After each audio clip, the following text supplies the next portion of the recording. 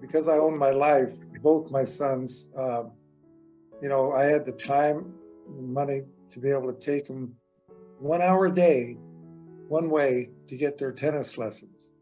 And both my sons got college scholarships and so forth. Now, Jessica, uh, Greg, my youngest son, he married a gal who's also a tennis person that she went to college in on a college scholarship.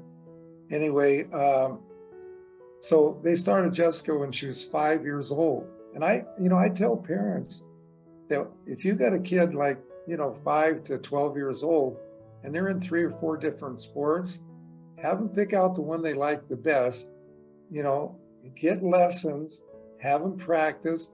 When they're ready to go to college, they can get a scholarship. Well, Jessica, when she was ready to go to college, she went to the University of Southern California. Give you a little idea, that was $62,000 a year. Okay, she was there for 2 years. She couldn't handle the school, it was too liberal.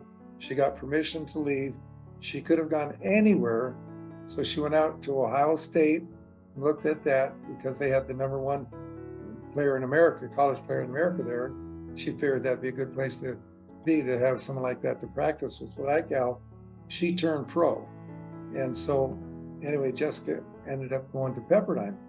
But while she was at Ohio State, the guy on the men's tennis team that escorted her around, that became a 3-year internet romance, and they're getting married this December, next month. Okay, and she's right now in Australia for over 2 months playing pro tennis tournaments. And in fact, when she went to Pepperdine, that was $72,000 a year for 2 years. And then she was injured at a junior with a back injury, couldn't play. So she got another year of eligibility. So she got a master's degree in the school dispute resolution in the law school. That was $92,000. And then COVID hit, they canceled the whole season. So she got another year at another $92,000, adding up to almost $500,000. Why? Because I own my life. If I didn't own my life, my kids wouldn't have got to the point where they own their life. And it's just going right through the family. I'll give you another quick one. Josh, he just turned 17. He has his pilot's license. He's already got 450 hours. When he gets to 600 hours, he can get a job flying commercial. See, now you don't even have to have a college degree to be a commercial pilot. You just got to go through the hours and the courses and so forth. And by the time he's 20 years old, he could be making $200,000 a year, okay? Because we own our life, because we bought him his own airplane. See, right now, the plane that he started with was $125 an hour, plus you paid for the instructor till you could fly on your own. $125 an hour. You know what it is now with the inflation? $200 an hour.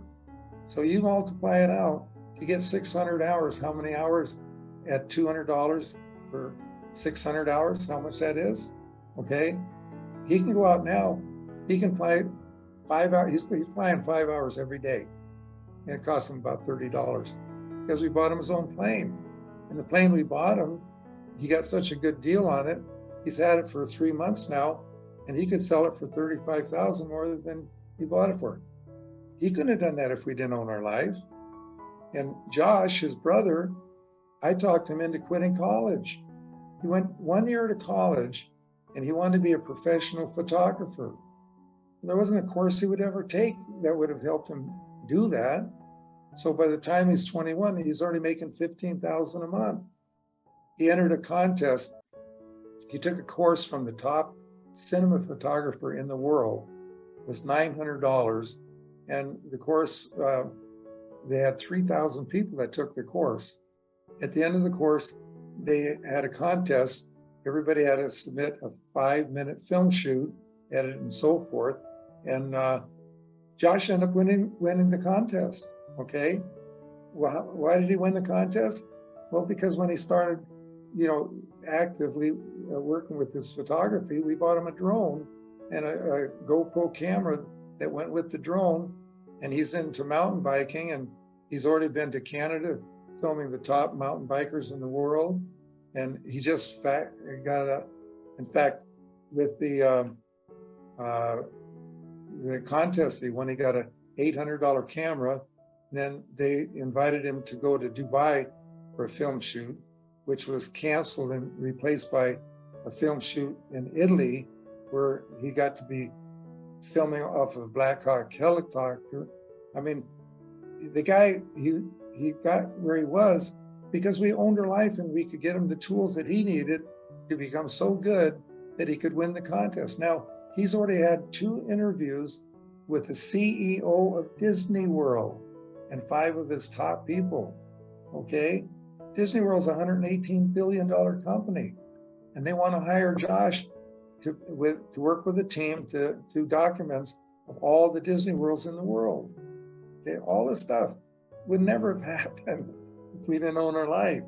So these are things that, you know, when you run into people that you're talking to and they have young kids, okay, some of you've heard me say that when you use the Own Your Life approach, it's like putting a little stone in a person's shoe.